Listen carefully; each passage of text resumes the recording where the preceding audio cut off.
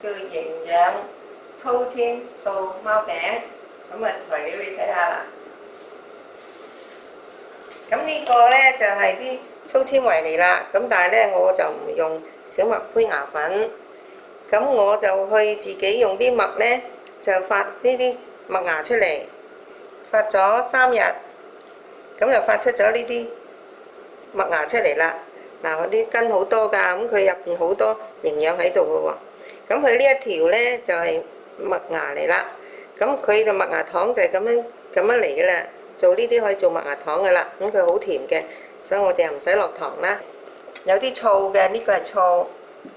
咁呢個呢係我哋自己種嘅有機香茅嚟嘅。呢個就係有機大豆粉。咁啊，仲有紫菜，仲有呢啲水呢，同埋啲甘草嚟嘅，咁佢係俾到甜啦。咁呢個呢就係綠棗丸。咁啊，呢個呢就係小蘇打。咁啊，用嚟做餅乾用嘅。咁啊，仲有啲麵粉啦，咁啊，仲有啲油嘅，打爛呢啲嘅小麥胚芽嘅。咁我將小麥胚芽呢就倒晒落去，咁同埋呢個甘草呢一個水呢，就同埋呢個水分就倒埋落去。咁啊，呢啲綠棗丸又倒咗落去。咁啊，仲有呢一個嘅香茅，咁我擺埋落去啦。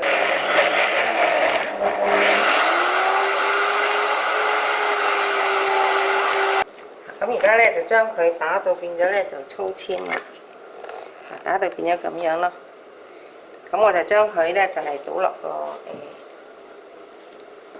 麵粉嗰度，有50克嘅油放落去嘅。咁我放咗落去呢，咁我就要仲整埋呢個粉落去啦。咁亦都係將嗰啲紫菜呢，就係黏埋落去。好，咁而家呢個呢，就係嗰個蘇打啦，個變做 baking soda。因為呢個餅呢，其實呢就係話俾貓食啦，其實狗呢都好中意食嘅，好似我哋平時搓麵粉咁咯。一樣係咁樣搓，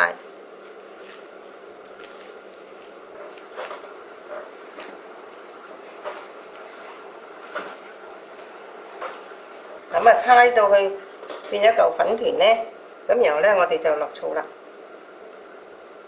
呢個醋落咗落去。咁而家呢咁啊搓完之後呢，我哋就要揾去和下佢，等佢一陣間。就等佢大概10分鐘到，等佢鬆一鬆，咁我哋就可以切㗎啦。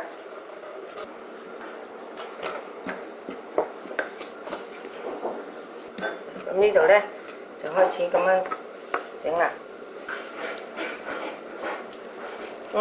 得啦。咁我而家呢，就將佢放落個焗爐，咁就150度嘅火，就係。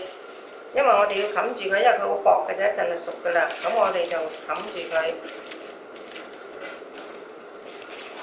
就30分鐘呢，就睇下佢就得㗎啦。哇！好大陣香味啊！嗱，搣開晒佢一粒粒呢，咁就得㗎啦。咁啊揾個罐裝起佢咪得咯。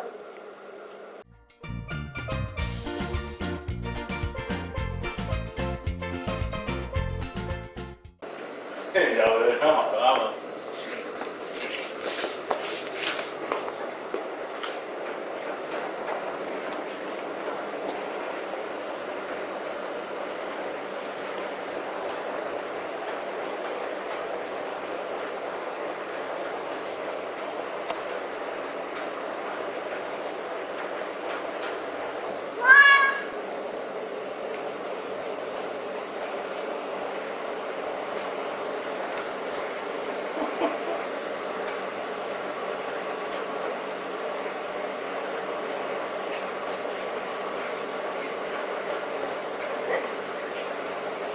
好好食啊！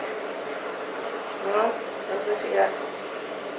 呢隻貓就叫叻叻啦，佢成日都叻叻叻叻咁嘅聲嘅，所以咪叫叻叻咯。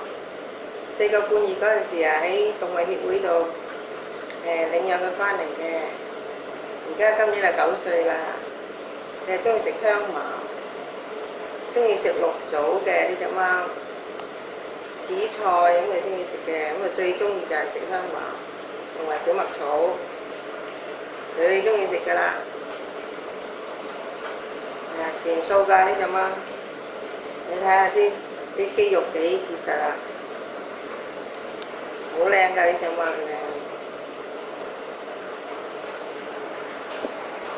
反轉嚟瞓覺嘅，係日摸肚腩嘅。咪成張喎，係咁啊，玩咗一日㗎啦。另外啲得意嘢仲得意啊！佢啊唔捉曱甴嘅，淨係蝦啲曱甴嘅，蝦堆曱甴反轉咗咧，咁佢就喺度看住個曱甴。